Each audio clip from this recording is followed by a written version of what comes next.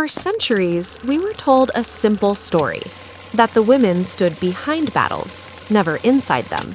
That combat, strategy, and physical dominance were naturally male domains. It sounded logical until archaeology started digging. And when it did, the ground answered back. Let's dig into the topic. But first of all, my name is Vani, and welcome to my YouTube channel, EduNova Infinity. When scientists began opening ancient graves, analyzing skeletal remains, and running DNA tests on warrior burials, something unexpected emerged. The story wasn't wrong, it was incomplete. Across different continents, separated by thousands of miles and centuries of time, evidence began to surface. Women buried with swords. Women laid to rest with spears, shields, and horses. Female skeletons marked with combat injuries. Archery-related bone development, writing stress on hips and thighs, battlefield trauma. Not symbolic weapons, not decorative items, real tools of war. Modern archaeology has strongly challenged the assumption that women were naturally non-warriors. In fact, multiple discoveries now confirm that in several ancient cultures, women did participate in warfare, sometimes as fighters, sometimes as leaders, sometimes as elite military units. And this changes something fundamental. Because if women fought in ancient Scandinavia, on the Eurasian steppes, in parts of Africa, India, in Britain, in Japan, and even in early South Asian civilizations, then the idea that combat was universally male by nature becomes difficult to defend. But here is where the conversation becomes more nuanced. Does this mean that most ancient women were warriors? No. Does it mean every civilization was gender equal? Not at all. And does it mean women only became vulnerable in the last century? That claim oversimplifies a far more complex evolution of human society. History is not a straight line. In many early nomadic or survival-based cultures, flexibility was necessary. When survival depended on mobility, defense, and shared labor, roles could be more fluid. Participation in warfare wasn't always restricted the way later societies would formalize it. But as civilizations shifted, from nomadic life to agriculture, from shared resources to private land ownership, from tribal organization to centralized empires, social roles hardened. Inheritance systems required certainty, property demanded control, political and military institutions centralized power, religious interpretations shaped moral codes, colonization imposed new hierarchies, industrialization redefined labor and public space. Over time, these economic and structural changes reshaped gender expectations. So, what archaeology reveals is not a simple reversal of the past. It does not prove that women were universally warriors and suddenly lost power in modern times. What it reveals is something more powerful. Human societies have always been more diverse, more adaptive, and more complex than the stereotypes we inherited. Women were not universally excluded from warfare in ancient times, nor were they universally dominant. Roles varied, context mattered, culture shaped expectation. The myth is not that women fought. The myth is that they never did. And as science continues to uncover graves, weapons, and genetic data, it forces us to confront a deeper truth. History is not just what was written, it is what was buried, and sometimes what was buried carries a sword. Recent bioarchaeological analyses, including DNA testing of warrior burials, reveal that many ancient fighters previously assumed to be male were actually women. This suggests that in many cultures, the warrior class was not restricted by gender. The Viking warrior, Birka, Sweden. In the late 1800s, archaeologists uncovered an elite Viking warrior grave in Birka, Sweden. It contained a sword, an axe, a spear, arrows, a shield, 2 sacrificed horses, a full strategic gaming set used by military leaders. For more than 100 years, scholars labeled it a high-ranking male warrior. In 2017, DNA testing proved the skeleton was biologically female. This wasn't symbolic decoration. It was a fully equipped military burial, identical to elite male warriors. The assumption wasn't based on evidence, it was based on expectation. Scythian warrior women, Eurasian steppes. Ancient historian Herodotus described Amazons among the Scythians. For centuries, scholars called it myth. Modern excavations across Kazakhstan, Russia, and Ukraine revealed around 20 to 30% of female burials contained weapons, arrowheads embedded in bones, battle trauma injuries, skeletal markers of lifelong horseback riding. Some of these warriors were teenagers. This wasn't legend, this was physical evidence. Sonali, India. Chariots and pelvic evidence. In Sonali, India, archaeologists uncovered 4,000-year-old burials that included chariots, copper swords, shields, helmets. But what makes this site particularly significant is osteological analysis, the study of bones. In some burials associated with warrior equipment, archaeologists identified skeletal features consistent with female pelvic structures. The pelvis is one of the most reliable bones used to determine biological sex. Its width, shape of the pelvic inlet, and sciatic notch provide strong indicators. Based on pelvic morphology, researchers concluded that at least some individuals buried with weapons and chariot-associated artifacts were female. This suggests that women in that Copper Age civilization may have participated in martial or elite warrior roles. The conclusion wasn't symbolic. It wasn't based on mythology. It was based on bone structure. The Dahomey Amazons, West Africa. From the 17th to 19th centuries, the Kingdom of Dahomey maintained an all-female military regiment. European military accounts described thousands of trained female soldiers, intensive combat training, front-line battlefield participation, engagement in wars against French forces. This is recorded in colonial military documentation, not folklore. Why and how it changed? This is a complex historical question, and the honest answer is, there wasn't one single global motive. It developed gradually through economic, social, religious, and political shifts over thousands of years. Let's break it down clearly. Shift from nomadic to agricultural societies. In early hunter-gatherer societies, survival required mobility. Both men and women contributed to food gathering. Archaeological evidence shows relatively flexible roles. But when society shifted to agriculture, land ownership became central. Property had to be inherited. Bloodlines became important. To ensure paternity certainty, knowing who the father was, many societies began restricting women's mobility and sexuality. This gradually tied women more closely to home and child-rearing.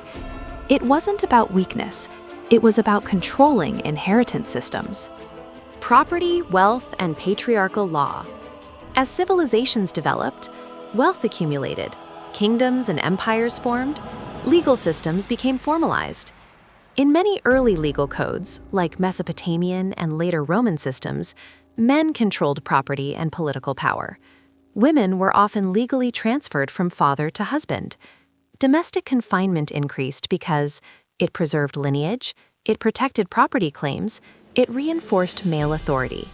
Religious and cultural narratives. Over time, some religious interpretations reinforced domestic roles. Ideal woman is equal to modest, obedient, home-centered. Public life is equal to male domain. This wasn't universal across all cultures, but in many major civilizations, theology influenced gender hierarchy. Once moral frameworks attached virtue to domesticity, it became socially enforced. Physical and biological factors. Pregnancy and breastfeeding naturally limited mobility for parts of a woman's life. In survival-based societies, division of labor often followed practical lines. Men, long-distance hunting or warfare. Women, childcare and nearby food production. Over time, practical divisions became rigid cultural rules. What began as functional sometimes became ideological. Industrial Revolution and Victorian ideology. Ironically, one of the strongest pushes toward women belong in the home came much later, during the 18th, 19th centuries. In Victorian Europe and America, men worked in factories, women were idealized as guardians of morality, Middle-class culture glorified domestic femininity. This is when the modern housewife stereotype solidified. Before that, most women, especially poor women, always worked in farms, markets, crafts. Power structures. When societies became more unequal, when power concentrated in fewer hands, when violence became a tool of dominance, women were often the first to lose public freedom. Crimes like sexual violence did not happen because women stepped outside.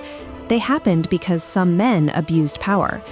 But instead of confronting the roots of that violence, inequality, lawlessness, lack of accountability, many societies responded differently. They confined women. Protection slowly turned into restriction, and over time, safety was redefined as silence. Honor was tied to seclusion, and vulnerability was treated as identity instead of circumstance. But here is the uncomfortable truth. Keeping women inside never eliminated violence. It only shifted responsibility away from those who caused it. Were women made vulnerable? Not biologically, but socially? In many regions, yes. Legal dependency and restricted mobility reduced economic and political autonomy. And there's another factor we rarely talk about that was ignored since centuries in many places in the world: nutrition. For centuries in many patriarchal societies, food distribution inside households was not equal. In agrarian and feudal systems across parts of South Asia, East Asia, Africa, and even Europe, men and boys were often prioritized for food, especially protein-rich items like meat, milk, and eggs, because they were seen as breadwinners or laborers. Women frequently ate last. In times of scarcity, they ate less. This wasn't biology, it was hierarchy. Why mentioning this is so important? You will know in a while. Historical nutrition inequality. Anthropological studies show that in several pre-industrial societies, men received larger portions during food shortages. Boys were prioritized over girls. Pregnant women sometimes had dietary restrictions based on cultural beliefs. Women's caloric intake was lower despite high physical workloads. Over generations, chronic undernutrition affects muscle mass development, bone density, hemoglobin levels, overall physical growth. Not because women are naturally weaker, but because the body develops based on available nutrients. If one group consistently receives less protein and iron, physical averages will reflect that. Case study: South Asia. In parts of rural South Asia, documented by public health studies from India, Bangladesh, and Nepal, intra-household food inequality has been recorded well into the 20th century and in some areas continues today. Research has shown higher rates of anemia among women compared to men, girls receiving fewer calories and less diverse diets, women often eating after male family members. India, for example, has historically reported high rates of iron deficiency anemia among women of reproductive age. Anemia directly reduces oxygen carrying capacity in blood. Lower hemoglobin, reduced endurance. This is not genetic destiny, it is nutritional deprivation.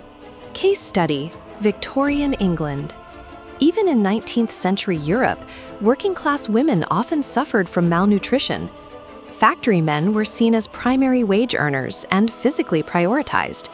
Women working long hours in textile mills still experienced nutritional deficiencies. Medical records from the era describe female weakness, chronic fatigue, poor bone development, much of it linked to poverty and diet, not inherent incapability. Modern data.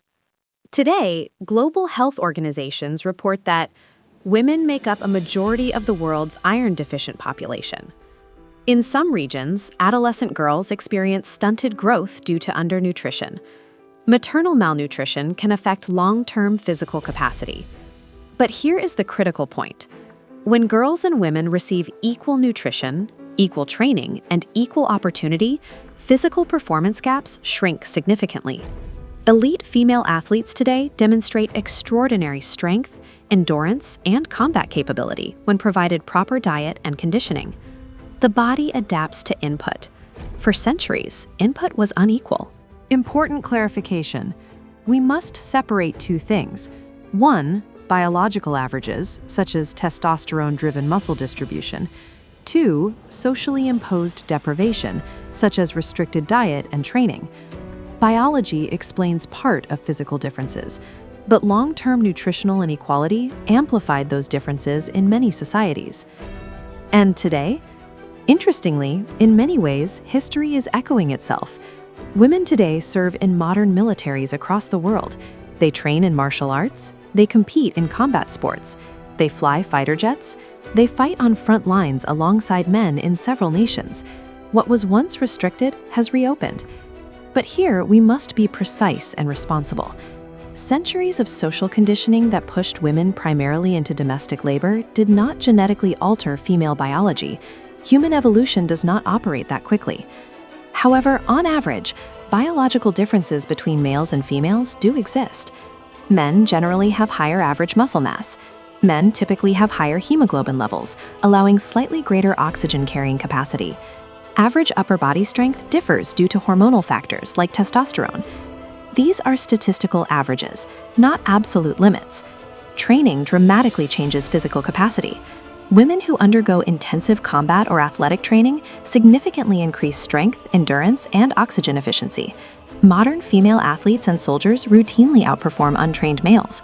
Biology sets tendencies, training shapes outcomes, and culture determines access. So maybe this isn't just about ancient graves. Maybe it's about something bigger. Maybe it's about remembering that strength was never owned by one gender. It was shaped by opportunity. History shows us something powerful. Capability doesn't disappear. To every generation watching this, don't let inherited narratives define your limits. The past was more complex than we were taught, and the future will be shaped by what we choose to believe about ourselves today. If strength once rode into battle, if resilience survived centuries of restriction, then potential is not the question. Access is, belief is, opportunity is, and those are things we can change. Thank you for watching. If this opened your perspective even a little, share it. Subscribe for more conversations that challenge assumptions. Let's keep questioning, let's keep learning, and let's keep growing together.